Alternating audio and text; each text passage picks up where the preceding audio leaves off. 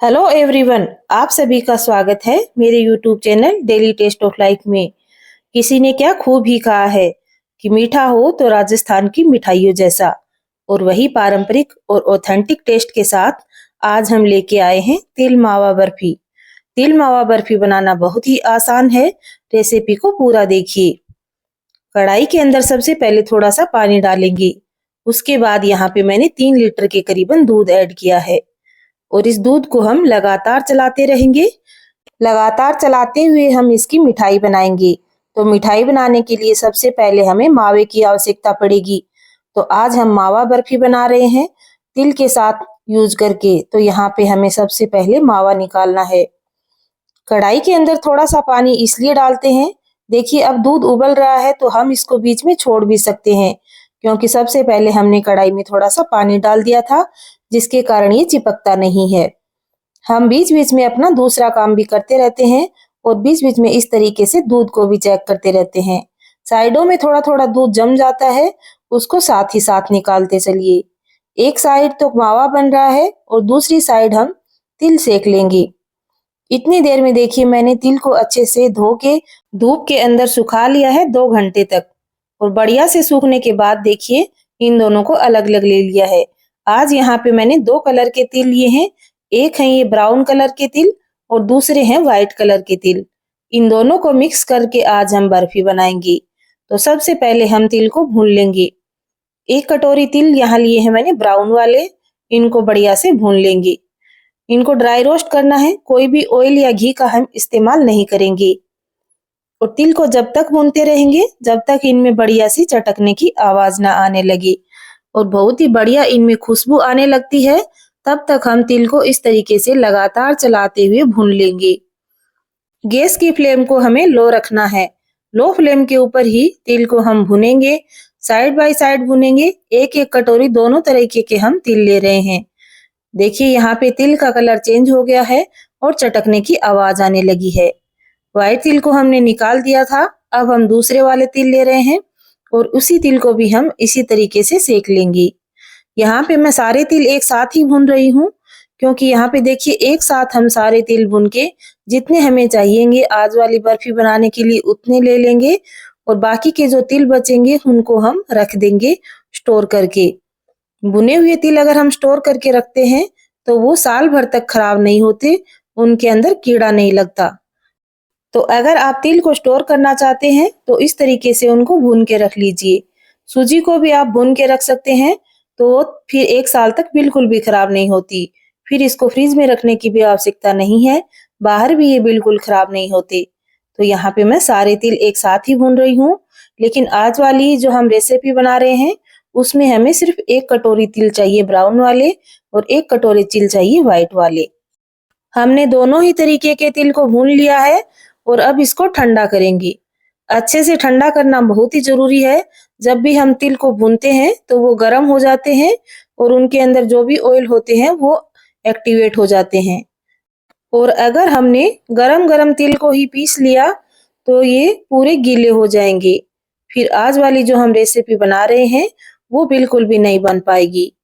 तो हम क्या करेंगे, 1 कटोरी तिल ब्राउन वाले मिक्सी के जार में ले लेंगे, छोटे वाले में, और इसको हम दरदरा सा पीस लेंगे। उसी के साथ हम डाल देंगे यहाँ पे थोड़े से व्हाइट वाले तिल। बहुत ज्यादा नहीं डाल रही हूँ, बिल्कुल थोड़े से ऐड किए हैं।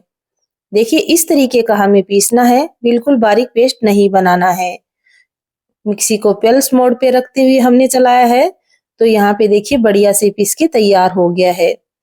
सारे मिश्रण को हम बाहर निकाल लेंगे और इनको इसी के अंदर हम डाल देंगे ये व्हाइट वाले तिल बिना पीसे हुए। देखिए इस तरीके की जब बर्फी बनाएंगे तो इसमें बहुत ही बढ़िया टेस्ट आएगा।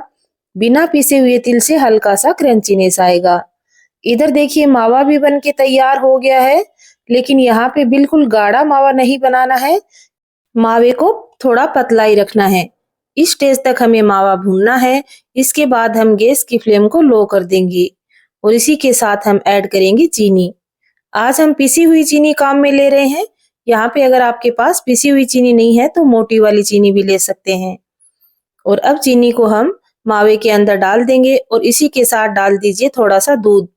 दूध डाल देंगे तो साथ में चीनी है वो अच्छे से मिक्स हो जाएगी, मेल्ट हो जाएगी। तो देखिए एक बार हम इस तरीके से लगातार चलाते हुए चीनी को मिक्स करेंगे।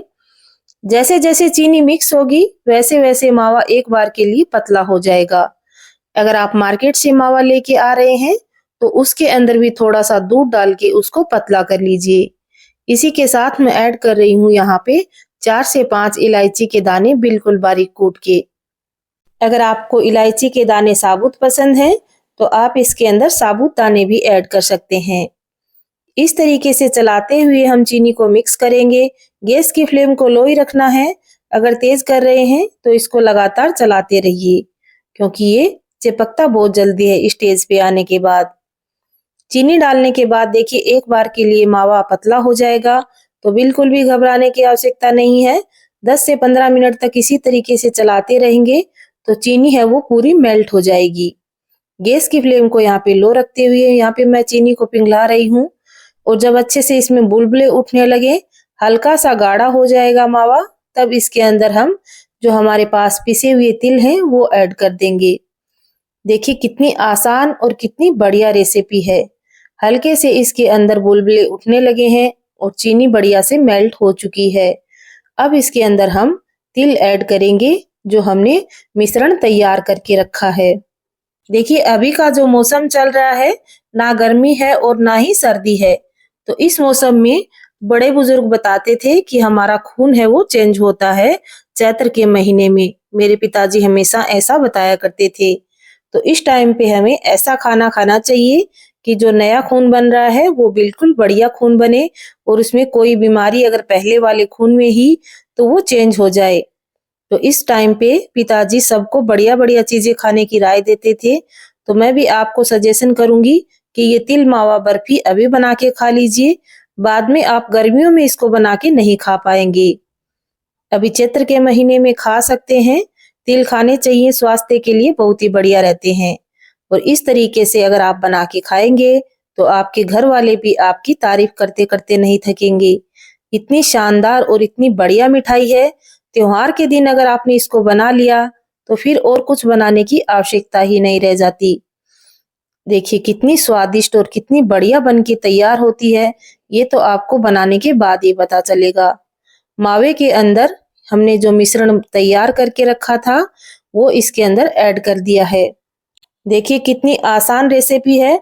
एक साइड में मावा बनाना है, दूसरी साइड में तिल को भून लेना है और फिर तिल को पीसने के बाद मावे के अंदर ऐड कर देना है। अब अच्छे से मिक्स करने के बाद एक फॉइल पेपर के ऊपर यहाँ पे मैंने घी लगा लिया है। अगर आपके पास बटर पेपर है तो उसके ऊपर आप इसको फैला दीजिए और फैलाने के बाद सारे मिश्रण को इस तरीके से बेलन की सहायता से हम समतल कर लेंगे और फिर इसके मनपसंद आकार की हम बर्फी काट लेंगे। इसके ऊपर आप अपनी पसंद के ड्राई फ्रूट्स भी ऐड कर सकते हैं। अगर आप ड्राई फ्रूट्स खाना पसंद नहीं करते तो आप अवॉइड कर सकते हैं। अगर खाना पसंद करते हैं तो जरूर डालिए।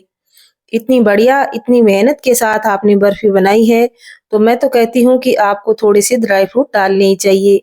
यहाँ पे मैं पिस्ता और बादाम की कतरन लगा रही हूँ, बिल्कुल बारीक बारीक कट करके। देखिए बिल्कुल मार्केट जैसी भी, मार्केट को भी फेल करने वाली इतनी स्वादिष्ट और इतनी सुंदर बर्फी हमारे घर पे ही बन के तैयार हो गई है। मात्र 2 चीजों से, दूध और तिल। चीनी सबके घर में अवेलेबल होती है, दूध सबके घर में रहता ही है। आपको सिर्फ मार्केट से तिल लेके आने हैं और हो गई घर पे इतनी शानदार और इतनी बढ़िया मिठाई कि बच्चे तारीफ करते नहीं थकेंगे। बहुत ही स्वादिष्ट और बहुत ही बढ़िया रेसिपी है। एक बार अपने घर पे इसको जरूर ट्राई करिएगा। जब ये गरम गरम है उसी टाइम पे इसको इस तरीके से चाकू से कट लगा लीजिए। फिर अगर ठंडी हो गई तो बाद में इसको कट करना थोड़ा सा मुश्किल हो जाएगा। लेकिन आज हमने मावे के साथ बनाई है तो ये लास्ट तक इतनी ही सॉफ्ट बनी रही। आप चीनी के नहीं खाना चाहते तो चीनी की जगह आप गुड़ का भी इस्तेमाल कर सकते हैं। गुड़ को बिल्कुल पतला पतला कट करके या फिर उसको हल्का सा पिघला करके मावे के अंदर मिक्स कर लीजिए और गुड़ तो बहुत ही आसानी से मावे के अंदर मिक्स हो जाएगा। चीनी पिघलाते समय थोड़ा सा टाइम ज्यादा लगेगा। तो पेशेंस के साथ इतनी बढ़िया बर्फी अपने घर पे ही बना डालिए। बहुत ही स्वादिष्ट और बहुत ही सुंदर एक बार बना लेने के बाद आप बार बार इसी मिठाई को बना के तैयार करेंगे। तो सर्दियों का मौसम जाने ही वाला है, फटाफट से बना लीजिए। बाद में आप गर्मियों में इसका स्वाद नहीं चख पाएंगे, क्योंकि तिल की तासीर गर्म रहती है। तो गर्मियों में तो हम ज्यादातर ऐसी ही चीजें खाना पसंद करते हैं जिनकी तासीर ठंडी रहती है, ताकि शरीर ठंडा ठंडा रहे। और अभी देखिए हल्की हल्की बरसात भी हो गई है हमारे यहाँ तो ये बढ़िया मौसम है। हमने तो इसको बना लिया है और इसको एंजॉय करेंगे। बहुत ही सुंदर दिखने में, देखिए कितनी सुंदर और कितनी यम्मी लग रही है। तो फिर बताइए मुझे, आप इसको कब ट्राई कर रहे हैं? यहाँ तक अगर आपने वीडियो देखा है तो पसंद तो जरूर आया होगा, मैं इसका दावा करती हूँ। तो फटाफट से लाइक करिए और कमेंट करके मेरा हौसला बढ़ाइए, ताकि मैं और भी बढ़िया बढ़िया और भी शानदार रेसिपीज लेकर आ सकूं। आपको इस तरीके की रेसिपीज पसंद आती हैं या नहीं आती हैं, आप कमेंट करेंगे तो ही मुझे पता चलेगा। आप वीडियो पूरी देखते हैं उसके लिए आपका बहुत बहुत धन्यवाद। पर आप कमेंट्स करना भूल जाते हैं, तो इस बार आप मुझे कमेंट करिए ताकि मुझे पता चले कि मेरी वीडियो कहाँ कहाँ देखी जा रही है। और यहाँ तक अगर आए हैं तो आपका बहुत बहुत धन्यवाद। और वीडियो पर अगर नए आए हैं तो इस चैनल को सब्सक्राइब कर लीजिए। आपको इस चैनल पर बहुत सारी मिठाइयों की रेसिपीज एक ही चैनल पे देखने को मिल जाएगी। और अगर आप राजस्थान के रीति रिवाजों के बारे में जानना चाहते हैं तो अपना एक राजस्थानी रीति रिवाज नाम से चैनल है, उसको भी सब्सक्राइब कर लीजिए। आपको वो चैनल सब्सक्राइब करने से ये फायदा होगा कि आपको राजस्थान के त्योहारों के बारे में, रीति रिवाज के बारे में पूरी जानकारी हो जाएगी। तो फटाफट से एक बार उस चैनल पे विजिट करके देखिए, आपको बहुत बढ़िया लगने वाला है। तो मिलते हैं इतनी ही शानदार, इतनी ही परफेक्ट रेसिपी के साथ। तब तक के लिए बाय बाय, टेक केयर।